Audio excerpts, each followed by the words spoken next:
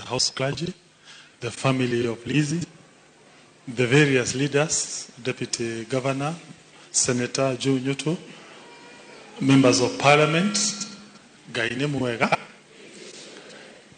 I start to give apology of the women rep, Betty.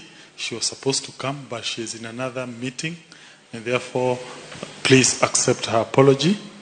Secondly, on behalf of Murang'a County government and the Murang'a people, we are very saddened by the death of Lizzie. Because in Lizzie, we see the meaning of the people of Murang'a.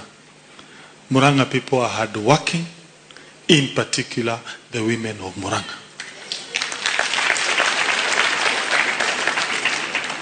You'd imagine a woman who goes to Nairobi, she conquers Nairobi.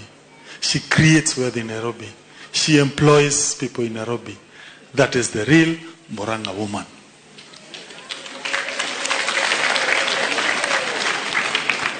We, those of us who are left leading the people of Murang'a, we have a singular duty to make other young children, in particular girls, new Lizzies of the next generation. Twina murigo wa guthondeka ciana ingi cihwane Lizzie. Ati miaka egoka cigakoragwo na mathukuru manene ta Lizzie iria iharia Ruiru. Ciana ati miaka egoka ciana icio nigakoragwo cina mikawa teo ithondeketwo ni muiritu uyu gwitwo Lizzie. Uyo niyo legacy ithuĩ tutatongoria a Murang'a tungihota gutigira generation ino iroka. Juge ni njui na turemwo to replace Lizzie as a family.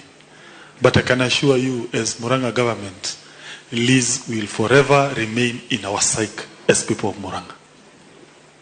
And we are doing our little attempt towards that journey of trying to contribute towards creating other successful business people in Murang'a of the next and present generation. I'm not so sure whether we shall be successful, but we are doing our little contribution towards that journey. And therefore, we pray that the family, as you look at your late mom, your late sister, Murang'a people are very proud of the heroine. We loved Liz for sure. Gwehoya girikia dagiko imwe some announcement todo de gataga, just an announcement. Jire adu gataga